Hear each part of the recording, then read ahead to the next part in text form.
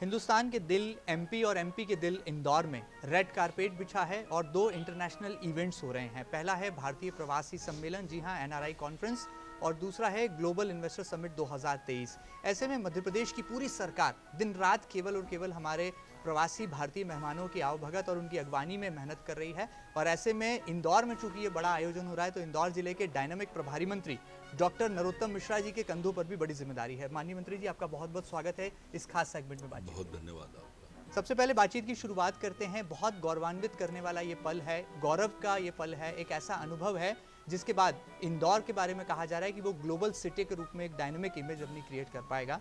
माननीय मंत्री जी से जानते हैं किस तरह से पूरी सरकार ने इसके लिए कसरत की है, मेहनत की है। क्या मानते हैं माननीय मंत्री जी, हमारे प्रवासी भारतीय मेहमान अब हमारे साथ हैं, पलक पावड़े बिछाकर आप उनका स्वागत करने के लिए इंदौर नगरी में मौजूद हैं। ये तो आपने स्वयं ने कह दिया है कि ये बहुत ऐतिहासिक क्षण है, महत्वपूर्ण क्षण है और गौरवान्वित करने वाला क्षण है। 3,800 के लगभग हमारे प्रवासी भारतीयों को रजिस्ट्रेशन हो गए और आना भी प्रारंभ हो गए।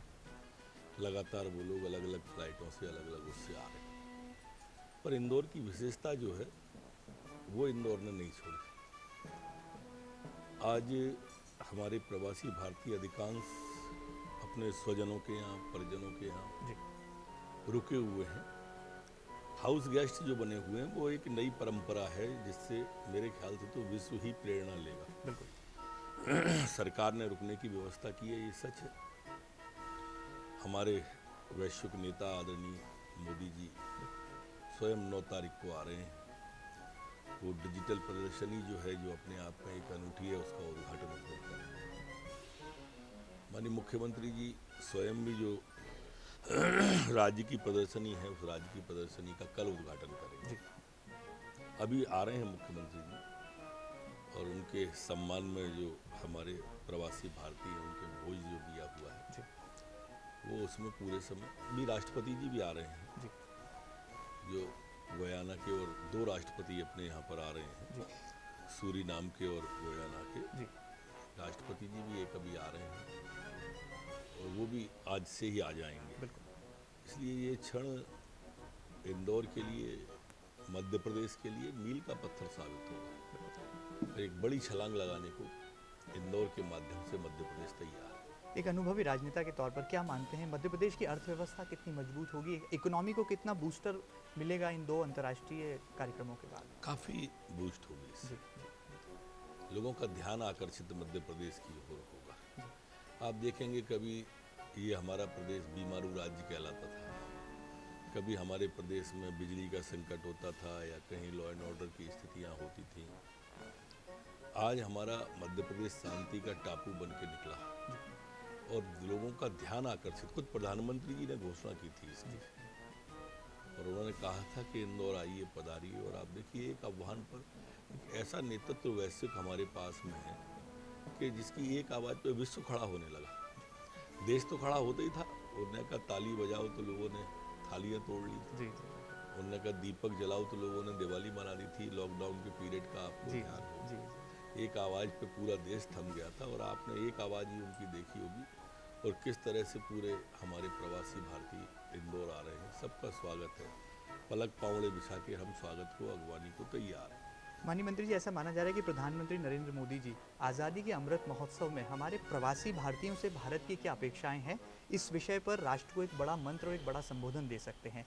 आप व्यक्तिगत तौर पर क्या मानते हैं, अब प्रवासी भारतीयों को भी एक वक्त है कि हमारे राष्ट्र के प्रति उनकी जिम्मेदारी और राष्ट्र निर्माण में अपनी महती भूमिका निभाना चाहिए? नहीं, वो सभी खुद भी निभाना चाहते हैं जी। हमारे प्रधानमंत्री जी ने, और निश्चित रूप से प्रधानमंत्री जी उनको उस ओर इंगति भी सबको करने वाले हैं। जी। और यही कारण है कि हम सबकी मान्यता है कि निश्चित रूप से काफ़ी सफल आयोजन इंदौर के अंदर होगा। एक सवाल मेरे जहन में है, चाइना जो कि दुश्मन देश है भारत का, लगातार कोविड-19 वायरस ने जो कहर पूरी दुनिया में बरपा, उसका पूरा जो श्रेय है वो चाइना को गया है। ऐसे में जो भारतीय मूल के उद्योगपति हैं, जो कि चाइना में बड़ी बड़ी औद्योगिक इकाइयाँ लगा करके बैठे हैं, आपको लगता है कि अब वक्त है कि उन्हें चीन से छोड़ करके अब अपने देश सरहद में आ जाना चाहिए और बोरी बिस्तर चीन से बंद कर देना चाहिए? वो स्वयं उत्सुक है इन सब जी चीज़ों के लिए। जी और आप तो स्वयं रहने वाले हो, आपके पास तीसरी आंख है वो सब देखने वाली। जी।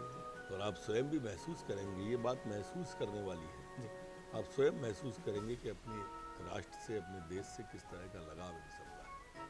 प्रवासी भारतीयों का कैसे स्वागत आप करने वाले हैं, क्योंकि पधारो हमारे घर इंदौर में चारों तरफ ऐसा लग रहा है कि फिर दीपावली आ गई है, फिर मैंने रौनक तो कहा कि पलक पावड़े बिछा के जी। स्वागत करने वाले हैं, कोई कमी नहीं रहने देंगे। एक सवाल और है, ग्लोबल इन्वेस्टर समिट भी होना है, मध्य प्रदेश में संभावनाएं तलाशने के लिए देश के बड़े निवेशक, बड़े औद्योगिक घरानों के चेहरे आने वाले हैं। कहा जा रहा है कि अंबानी जी, अडानी जी भी जो हैं इसमें मौजूद रहेंगे। 6,500 से ज़्यादा रजिस्ट्रेशन छोटे और बड़े जी। दोनों मिला के हमारे उद्योग समिट के लिए हो गए हैं। और निश्चित रूप से आज उद्योग लगाने का जो वातावरण हमारे यहाँ पर है, जी। तो देश में काफ़ी अच्छी स्थिति में मध्य प्रदेश है। बिजली की दिक्कत हो या अन्य संसाधनों की दिक्कत हो, ये सब उपलब्धता है और खुद मुख्यमंत्री भी, खुद प्रधानमंत्री भी इसके लिए अग्रसर कर रहे हैं। मध्य प्रदेश की पुलिस ने, इंदौर की पुलिस ने बहुत अच्छी सुरक्षा का एक एक्शन प्लान बनाया है। रडार टेक्निक के साथ पहली बार जो है 2 अंतर्राष्ट्रीय आयोजनों की निगरानी हो रही है, मॉनिटरिंग हो रही है। ड्रोन कैमरे भी पूरे जो है सुरक्षा मार्ग पर जो है तैनात किए गए हैं। आप क्या मानते हैं, और पुख्ता करेंगे इस सुरक्षा व्यवस्था को आने में? अकेले सुरक्षा उनके मार्ग पर ही नहीं है, वो पूरे इंदौर के अंदर हमने उस तरह की एहतियात बरती है कि कोई भी ऐसी घटना न हो जिससे कि हमको नीचा देखना पड़े। और मेरी मान्यता है पूरी तरह से पुलिस चाक चौबंद, अधिकारियों की व्यवस्थाएं, पुलिस की व्यवस्था संपूर्ण है, सुरक्षा के सारे इंतजाम किए गए। राजनीति से परे आखिरी सवाल, सरकार के रिपोर्ट कार्ड में ये 2 बड़े अंतर्राष्ट्रीय लैंडमार्क इवेंट्स क्या रिपोर्ट कार्ड में नंबर बढ़ा करके जाने वाले हैं? निश्चित रूप से नंबर बढ़ेंगे। मध्य प्रदेश की जनता से क्या कहेंगे गृह मंत्री के तौर पर, किस तरह से इन 2 आयोजनों को वो देखे? अच्छी तरीके से ही देखेंगे, क्योंकि ये ऐतिहासिक आयोजन है मध्य प्रदेश के लिए। कल से 12 तारीख तक हमारे लिए गौरव के क्षण हैं, ऐतिहासिक क्षण हैं, यादगार क्षण हैं। तो इन यादों को समेटे और इसमें बढ़ चढ़ के भाग। तो आप थे प्रदेश के गृह मंत्री और इंदौर जिले के प्रभारी मंत्री डॉक्टर नरोत्तम मिश्रा जी, जो कि साफ तौर पर कह रहे थे कि हमारे प्रवासी भारतीय मेहमानों का दिलो जान से वो स्वागत भी करेंगे और आने वाले दिनों में निवेश की बड़ी संभावनाएं हिंदुस्तान के दिल एमपी में साफ तौर पर परिलक्षित होंगी। फिलहाल एमपी न्यूज़ के इस खास सेगमेंट में इतना ही।